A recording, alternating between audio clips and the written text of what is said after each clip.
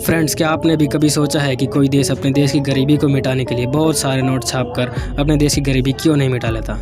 दरअसल ऐसा एक बार हो चुका है और ऐसा करने के बाद वह देश अमीर होने की बजाय और ज़्यादा गरीब हो गया। यह बात है 1914 के फर्स्ट वर्ल्ड वॉर की, जब जर्मनी ने अपने पड़ोसी देशों फ्रांस और बेल्जियम पर हमला करके उन्हें हरा देने के बाद खुद को बहुत ज़्यादा ताकतवर समझ रहा था और इस जोश में उसने अपने देश का काफ़ी पैसा हथियारों पर खर्च कर दिया। फर्स्ट वर्ल्ड वॉर ख़त्म होते होते वह 6 बिलियन यूरो के कर्ज के तले दबता गया। इस कर्ज से निकलने के लिए जर्मनी ने अपनी करेंसी मार्क के बड़े बड़े नोटों यानी 2000, 10,000 जैसे नोटों की छपाई दिन रात करवा दी। नोट तो अरबों में छप गए लेकिन उनकी कीमत घट गई। दोस्तों, आप इसको इस तरह भी समझ सकते हैं कि जैसे जब किसी चीज़ की क्वांटिटी ज़्यादा होती है तो उसकी वैल्यू खुद ब खुद घट जाती है। और ऐसा नोटों की छपाई के पहले महीने में जर्मनी के 96,000 मार्क की कीमत अमेरिका के सिर्फ $1 के बराबर ही रह गई और दूसरे महीने में $1 की कीमत 4 मार्क के बराबर रह गई और तीसरे महीने में यही $1 8 करोड़ के बराबर और चौथे महीने में $1 की कीमत 1 ट्रिलियन के बराबर हो गई थी। और फिर एक ऐसा समय आया जब जर्मनी के लोगों को केवल एक ब्रेड के पैकेट को खरीदने के लिए 2 रिक्शे भरकर पैसे देने पड़ते थे।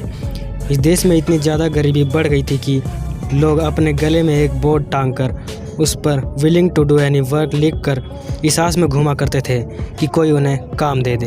फैक्ट नंबर 2, फ्रेंड्स, आप सभी ने कभी ना कभी तो सूप पिया ही होगा, फिर वह चाहे चिकन सूप हो या वेज, दोनों ही बड़े स्वादिष्ट होते हैं। लेकिन आपको सुनने में कैसा लगेगा जब मैं आपसे कहूँ कि क्या आपने कभी किसी मरे हुए इंसान का सूप बनाकर पिया है? आप सोच रहे होंगे कि भला कोई मरे हुए इंसान का सूप बनाकर कैसे पी सकता है, लेकिन मैं आपको बता दूं कि दक्षिण अमेरिका में एक जनजाति है जो एक आदिवासी समूह है जिनका नाम यानोमामी है।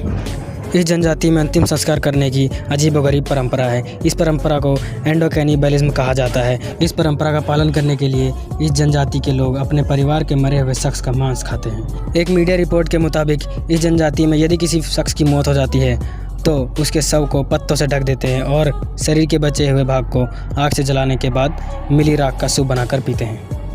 ऐसा वो अपनी परंपरा को बनाए रखने के लिए करते हैं।